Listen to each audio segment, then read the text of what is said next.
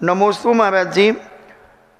बहुत से लोग जो दान बोलते हैं उसे उसी समय या कुछ समय पश्चात दे देते हैं, पर कुछ लोग दान बोल देते हैं, बहुत ज़्यादा समय निकल जाने पर भी दान की राशि समर्पित नहीं करते, और वे लोग यहाँ तक भी बोल देते हैं कि मैंने कोई दान राशि नहीं बोली तो मुझे कुछ नहीं देना।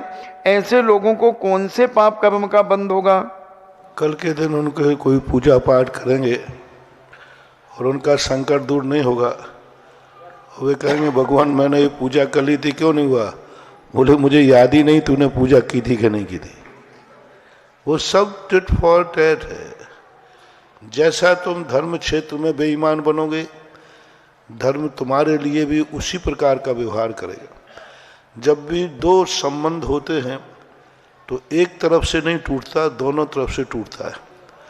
और एक टूटता है तो दोनों को तोड़ना जरूरी नहीं। एक टूट जाता है तो दूसरे को तोड़ने की जरूरत नहीं, वो अपने आप टूट जाता है।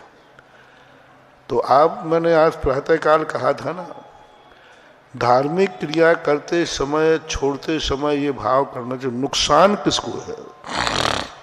आपने मंदिर की बोली ली और आपने नहीं दिया, नुकसान किसको है? भगवान को, महाराज को।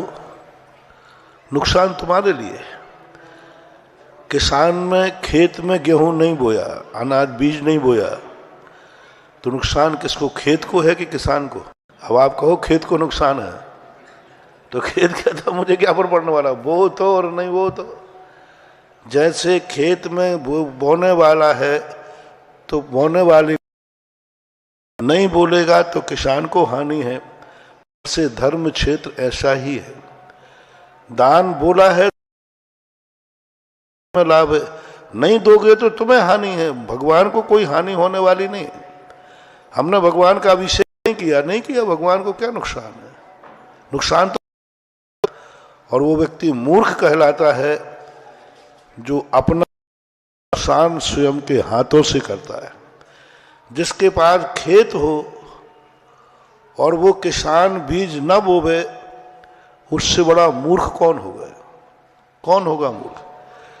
जिसके सामने दान देने के लिए देवशायद गुरु हो, तीर्थ क्षेत्र हो, यशोदय जैसा तीर्थ क्षेत्र बन रहा हो और वो महरौनी में रह रहा हो, उसके बावजूद भी दान रूपी बीज न बोवे, तो उससे बड़ा और मूर्ख और कौन होगा?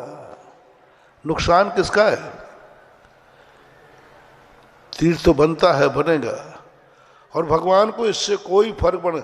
मैंने पहले कहा ना, ये तीर्थ क्षेत्र मंदिर भगवान के लिए नहीं बनते हैं, भगवान के लिए बनाए भी नहीं जाते हैं। ये तो आप लोगों के पापों के क्षय करने के लिए बनाए जाते हैं।